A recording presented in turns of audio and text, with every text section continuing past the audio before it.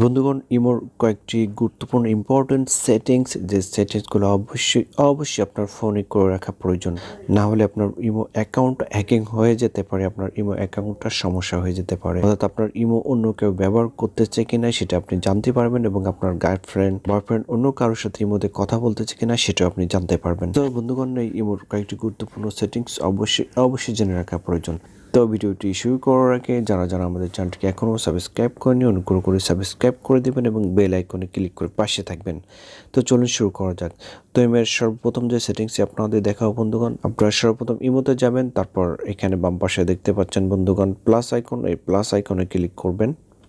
Plus আইকনে click করার পরে এখানে দেখতে পাচ্ছেন বন্ধুগণ মোর অপশনে ক্লিক করবেন। ক্লিক করার পরে বন্ধুগণ এখানে সেটিংসে ক্লিক করবেন, অ্যাকাউন্ট অ্যান্ড সিকিউরিটিতে ক্লিক করবেন। সিকিউরিটি ক্লিক করার পরে এখানে ম্যানেজ ডিভাইসে ক্লিক করবেন।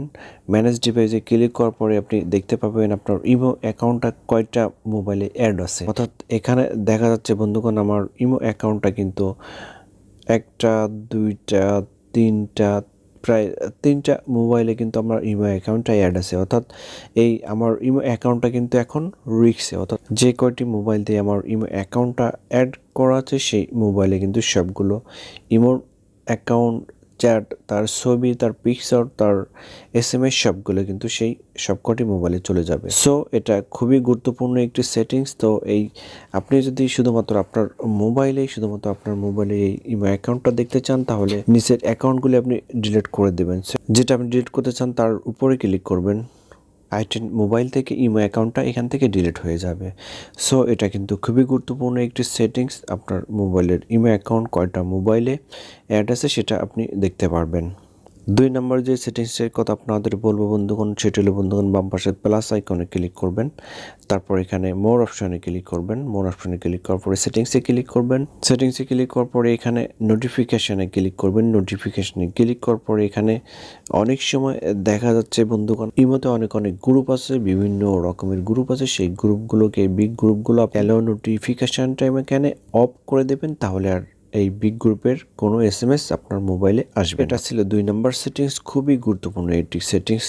তারপরে যে সেটিংসের কথা আমি আপনাদের বলব বন্ধুগণ, সেটিংসটা হলো অর্থাৎ আপনার ইমোটার যে কেউ কল দিতে পারবে না আপনার মোবাইলে, শুধুমাত্র যারা আপনার ইমো কন্ট্যাক্টে আছে, আপনার মোবাইলে যে নাম্বারগুলো আপনি সেভ করে রাখছেন, শুধুমাত্র সেই নাম্বারগুলো ছাড়া আপনার মোবাইলে আদার্স নাম্বার দিয়ে আর কেউ কল দিতে পারবে না। এই সেটিংসটি করার জন্য আপনাকে প্লাস আইকনে ক্লিক করতে হবে, তারপর মোর অপশনে ক্লিক করবেন, তারপর সেটিংসটি ক্লিক করবেন, তারপর এখানে প্রাইভেসিতে ক্লিক করবেন। প্রাইভেসিতে ক্লিক করার পর এখানে একটা অপশন দেখতে পাচ্ছেন বন্ধুগণ, হু ক্যান কল মি একটি অপশন আপনারা দেখতে পাচ্ছেন। তো এখানে ক্লিক করবেন। এখানে ক্লিক করার পরে এখানে দেখতে পাচ্ছেন বন্ধুগণ এভরিওয়ান আর মাই কন্ট্যাক্ট।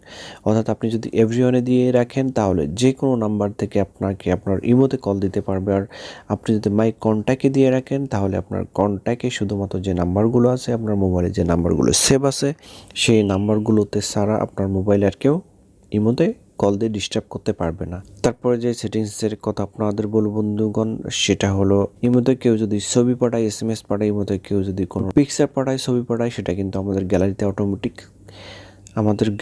ফোনের গ্যালারিতে অটোমেটিক সেভ হয়ে যায়। এবং এই সেভ হয়ে যাওয়ার ফলে কিন্তু আমাদের গ্যালারি অনেক সময় ফুল দেখে, আমাদের ফোন মেমোরি কিন্তু ফুল হয়ে যায়। ইমোর যে ছবিগুলো আছে, যে ফটোগুলো আছে, সেগুলো আপনার গ্যালারিতে সেভ হবে না। তার জন্য আপনাকে সেটিংসে ক্লিক করতে হবে। সেটিংসে ক্লিক করার পর আপনাকে স্টোরেজ অ্যান্ড ডাটাতে ক্লিক করতে হবে। তারপরে এখানে দেখতে পাচ্ছেন বন্ধুগণ অটো প্লে ভিডিওস। এই অটো প্লে ভিডিওতে যদি ক্লিক করেন, তাহলে অলওয়েজ সবসময় ভিডিওগুলো অটো প্লে হবে। আর এখানে অনলি ওয়াইফাই গেলে, শুধুমাত্র ওয়াইফাই কানেকশন থাকলে অটো প্লে হবে। আর এখানে নেভারে যদি দিয়ে রাখেন, তাহলে আপনার মাই প্ল্যানেটের যে ভিডিওগুলো আছে, অর্থাৎ ইমোর যে মাই প্ল্যানেটের যে ভিডিওগুলো আছে, সেগুলো আর অটো প্লে হবে না। তো সেজন্য আপনি নেভারে দিয়ে রাখবেন। এখানে আরেকটি অপশন দেখতে পাচ্ছেন অটো সেভ টু গ্যালারির ভিতরে ফটোস এবং ভিডিওটি যদি আপনি অন করে রাখেন, তাহলে যে ইমোতে যে ছবিগুলো আসবে সেগুলো আপনার গ্যালারিতে চলে আসবে, এবং যে ভিডিওগুলো ইমোতে দেওয়া হবে সেই ভিডিওগুলো আপনার মোবাইলে অটোমেটিক সেভ হয়ে যাবে। সো এটা খুবই গুরুত্বপূর্ণ একটি সেটিংস। এই ফটোস এবং ভিডিও এই দুটাকে আপনারা অফ করে রাখবেন, তাহলে ফটো এবং ভিডিও আপনার মোবাইলে আর সেভ হয়ে থাকবে না। সো এটা ছিল একটি গুরুত্বপূর্ণ সেটিংস। ইমোর সবচেয়ে গুরুত্বপূর্ণ কয়েকটি সেটিংস যদি আপনাদের একটু উপকার আসে, তাহলে অবশ্যই আমাদের চ্যানেলটিকে সাবস্ক্রাইব করে পাশে থাকবেন।